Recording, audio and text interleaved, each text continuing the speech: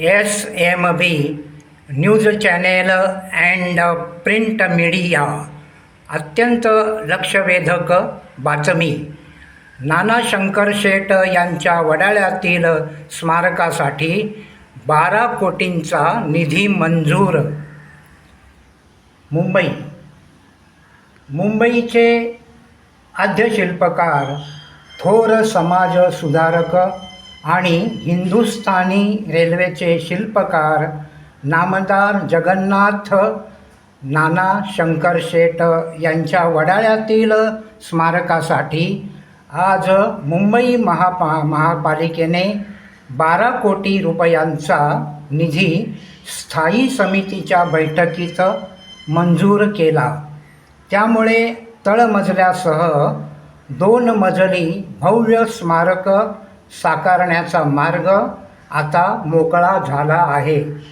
मुंबई घडवणाऱ्या नाना शंकरशेठ यांचे भव्य स्मारक मुंबईत व्हावे यासाठी शिवसेनेचे तत्कालीन नगरसेवक ॲडव्होकेट मनमोहन चोणकर यांनी अथक पाठपुरावा केला. शिवसेनेचे तत्कालीन महापौर सुनील प्रभू यांच्या सहकार्यामुळे नानांच्या स्मारकाला वडाळ्यात भूखंड मंजूर झाला. या स्मारकासाठी महापालिकेच्या माध्यमातून निधी मिळावा यासाठी नाना शंकरशेठ प्रतिष्ठानचा गेल्या 2.5 वर्षापासून पाठपुरावा सुरू होता. या पाठपुराव्याला अखेर यश आले. मुंबई महापालिकेची आज स्थायी समितीची सभा झाली. या सभेत 13व्या क्रमांकावर नानांच्या स्मारकासाठी निधी मंजुरीचा विषय ठेवण्यात आला. स्थायी समितीचे अध्यक्ष प्रभाकर शिंदे यांच्या सूचनेनुसार नानांच्या स्मारकासाठीचा निधी मंजुरीचा प्रस्ताव सर्वानुमते मंजूर करण्यात आला. यावेळी महापालिकेत नाना शंकरशेठ प्रतिष्ठानचे अध्यक्ष सुरेंद्र भाऊ शंकरशेठ, उपाध्यक्ष दिनकर वायकेरीकर, सरचिटणीस ॲडव्होकेट मनमोहन चोणकर, कोषाध्यक्ष चंद्रशेखर दाभोळकर व संयुक्त चिटणीस अश्विन उपाध्याय उपस्थित होते. भूखंड आणि निधी दिल्याबद्दल ॲडव्होकेट मनमोहन चोणकर यांनी पालिकेतील लोकप्रतिनिधींची आणि प्रशासनाचे आभार मानले आहे.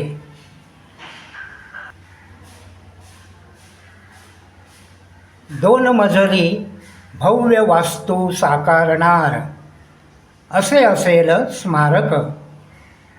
वडाळा येथील F उत्तर विभागातील भूखंड क्रमांक 3/357 वर नाना शंकरशेठ यांचे तळमजला अधिक 2 मजल्यांचे भव्य स्मारक लवकरच आकारास येणार आहे.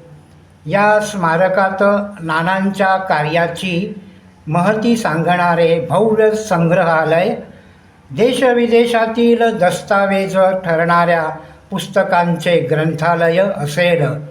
एक भव्य सेमिनार हॉलही असणार असून अंदमानातील सावरकर स्मारकाप्रमाणेच नानांच्या जीवनावरील महती सांगणारा लाईट अँड साऊंडचा शोही असेल.